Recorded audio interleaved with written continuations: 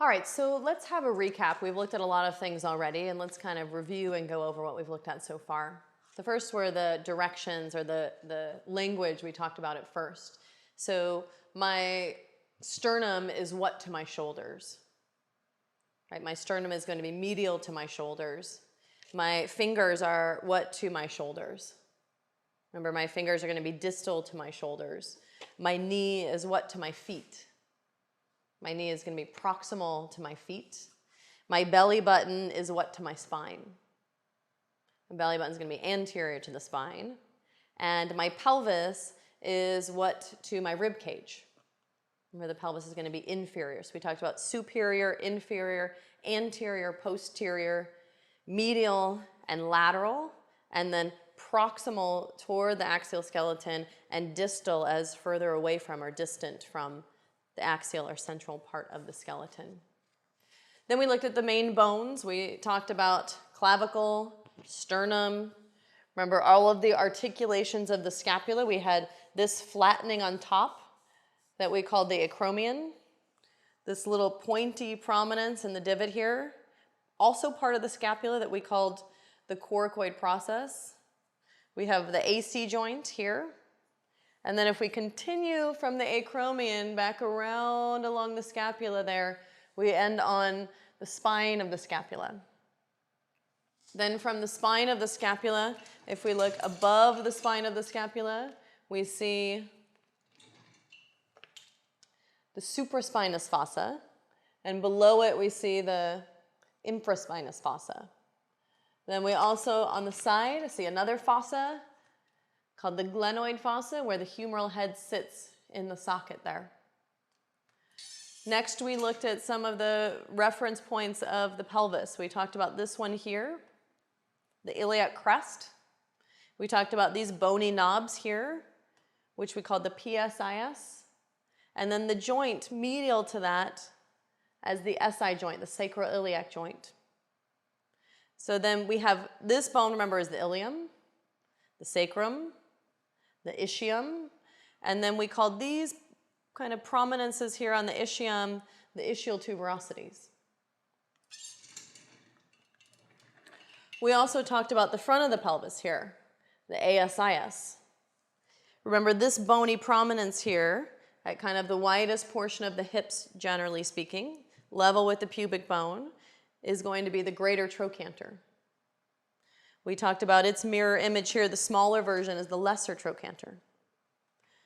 We talked about this as the head of the femur sitting inside of that cup of the acetabulum. Then we talked about the other bones, humerus, femur. Remember, if I put my arm out with my thumb up, I have on top the radius, and on bottom, I have the ulna. I have the carpals here, the small bones of the hand, the metacarpals as the longer ones, and the phalanges as the fingers. Again, I have the femur, the patella, the tibia as the main bone of the shin, and this one on the side that we palpated here, the fibula. The tarsals, the small bones of the foot, the longer bones of the foot, the metatarsals, and the phalanges.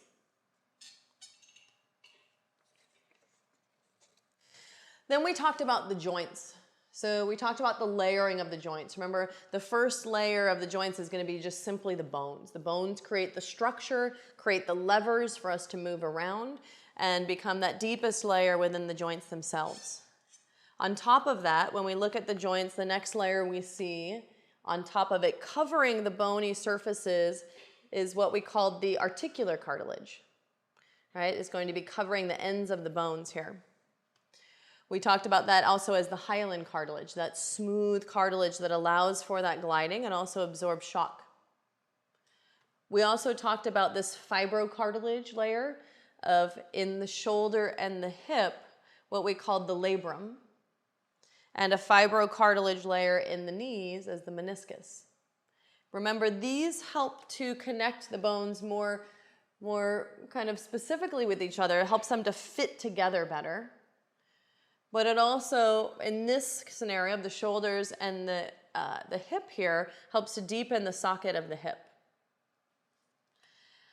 As a result, what we see is them helping to absorb some of that impact, helping to contain the structure of the hip, and helping to decrease wear and tear on the joints. The next layer we see, so we've got bone, cartilage. The next layer is going to be the capsule. Remember, the main function of the capsule we looked at is that inner layer. We've got the inner synovial membrane, which secretes the fluid to help lubricate the joint. The next layer on top of that is going to be the ligaments. The ligaments are going to reinforce the capsule. Then superficial to that, we've got the muscles and the tendons that are articulating to help move and support and stabilize. We talked about the importance of the ligaments connecting bone to bone, their limited blood supply, and their nerve supply to help us feel and protect different ranges of motion, to help us protect from overstretching. We talked about the tendons as being the attachments of the muscles onto the periosteum of the bone. Remember, the periosteum of the outer layer of the bone. And remember that the tendons are also fibrous, like the ligaments, in that they don't have a lot of capacity to stretch, and they also have limited blood supply, so they also heal more slowly. We looked at the muscle fibers as being more resilient, more elastic, that ability to stretch and move in all directions. But we also talked about this balance of not only strength and flexibility within one muscle, but the balance of the musculature and the tone around the joint. We talked about this as this trampoline effect of being able to keep this equal tension to help support the joint, but also to minimize wear and tear on the deeper structures of the joint.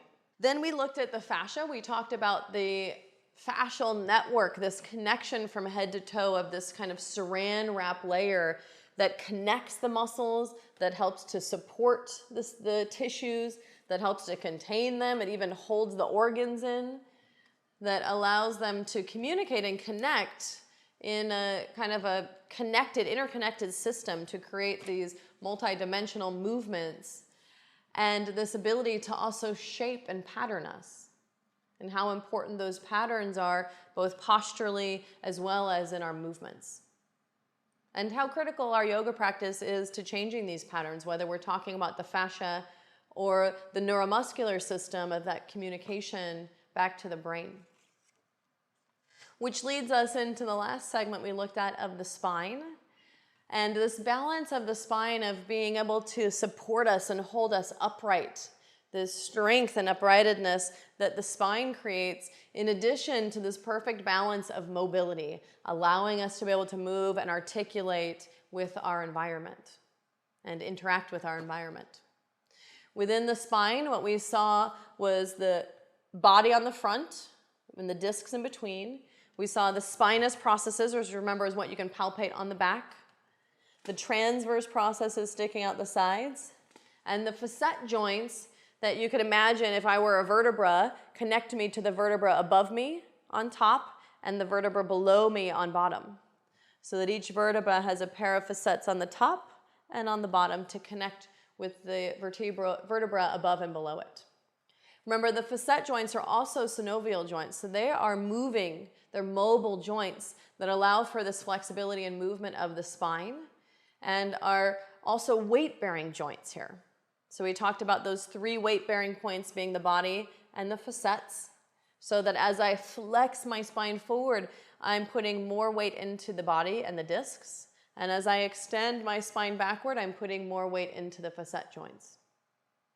We also talked about the spinal cord running down through the center, through the vertebral foramen, carrying all those signals, that really important system of communication from the central nervous system, from the brain, through the spinal cord, and then out through the spinal nerves.